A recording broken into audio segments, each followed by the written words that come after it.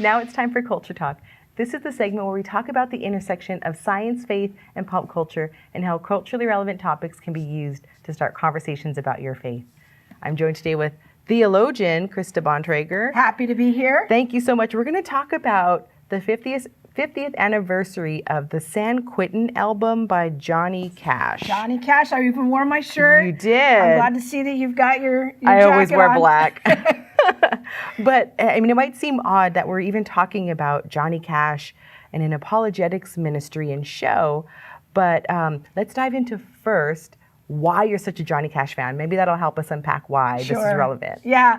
Well, just statistically speaking, he's impressive. He's one of, I like to call him the greatest Christian artist of the 20th century, but he really is one of the greatest artists. He's in both the Rock and Roll Hall of Fame and the Country Music Hall of Fame. He's one of the only ones that is in both.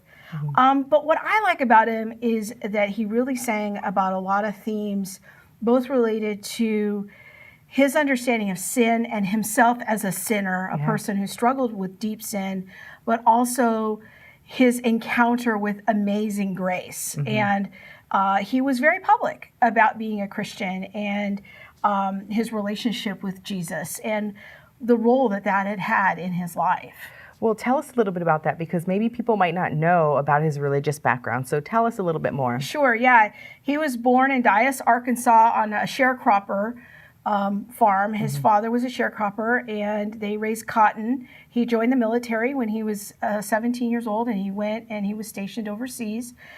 But he was raised within the environment of a Christian home. He would listen to the Grand Ole Opry on the radio with his family. His mother sang to him hymns. He memorized the hymn book while his brother was memorizing the Bible. Oh, wow. And he just would love to sing, and music was a big part of his life, but so was his faith. But when he went off into the military and then rose to fame in rock and roll in the 50s, he started drifting from his faith, and then had quite a kind of reconversion of coming back to his faith when he struggled with drugs. Wow.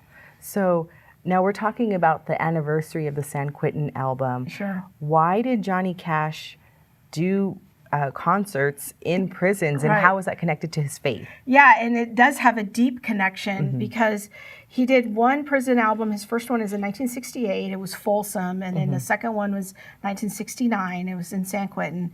But he took literally the verse about visiting those who were in prison, and he saw it as really flowing out of his Christian faith. And he knew that he wanted to really try to live out the words of Jesus. He sang about them, but he also really wanted to live them out. And he was never in prison. That's a common misconception. He did spend a few days in jail for drugs, but he was never in prison. But prisoners identified with him because he was willing to go to them. Right. And that's such a beautiful example of our faith in action, taking a Bible verse about going and visiting these prisoners and actually doing that, and then doing it in a way that he was gifted. You know, he was able to create and sing great music. So do it in that way. Yeah.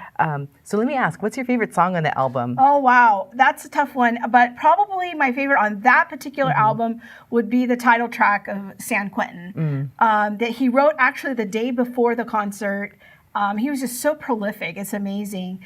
But he wrote the song about, from the perspective of a prisoner within San Quentin, and just talking about how rough it was on a person's soul, and that impact of prison life really had a distorting effect on the soul of humanity, and wrestling with that. And in the midst of the concert, he always had gospel songs too, and he brought big acts. It wasn't just some podunk show. He brought big name acts with him into the prison environment to sing songs too, and they always did gospel songs as well as the hits from the radio. So that's such a powerful ministry, to be able to go use your platform to say, I'm going to reach these prisoners and speak truth and speak the gospel and into their hearts and minds and souls. Such a beautiful act for him to do. Now, I want to ask, the reason why we're doing this segment at all is, why do you think someone like Johnny Cash, like his music resonates across multiple generations? Yeah, that's a great question because it really does. Like my daughter enjoys. I've submitted my children to endless Johnny Cash, but they really do like some of the songs on their own. And in their generation, there's been some songs that people identify with. But you know, he was on the radio for 50 years, a long time. I think what resonates with so many people is the honesty and the authenticity of the music, that he talks about real struggles. It's not like Christian songs you hear on Christian radio today where I think like, where are these people's problems? He would talk about drug problems and problems with violence and problems of deep difficulty and the flaw of the human condition. He was extremely honest in his songs, but there was also this redemptive element that grace and Jesus was the answer. He's one of the only artists I can think of that could perform for Billy Graham and my grandparents and prisoners. And prisoners, yeah. But the gospel is universal, and he is a great example of how to have faith and be in public but still do good art. Right. And you talked also too about his lyrics and how profound they were. Even the reason why he wore black and why he was the man in black. Yeah, we should end the segment with that. And why did he wear black? And he has a great song called Man in Black. It's probably one of my all-time favorite songs. But he talks about how it's a symbol of him identifying with people who have been oppressed, people who have gone through difficulties in their life, and that he's kind of a public reminder that these people are among us. They're not invisible, that we need to see them. And I think if I look at the larger context of his life, he was saying the gospel is for them too. Right. And that's such a beautiful point to make, is that, you know, the marginalized, the oppressed, those who are dealing with injustices, that they're seen and that the gospel's for them. Yeah. And that's what Johnny Cash was about. Yeah, he was. Yeah. Well, thank you so much for talking about this.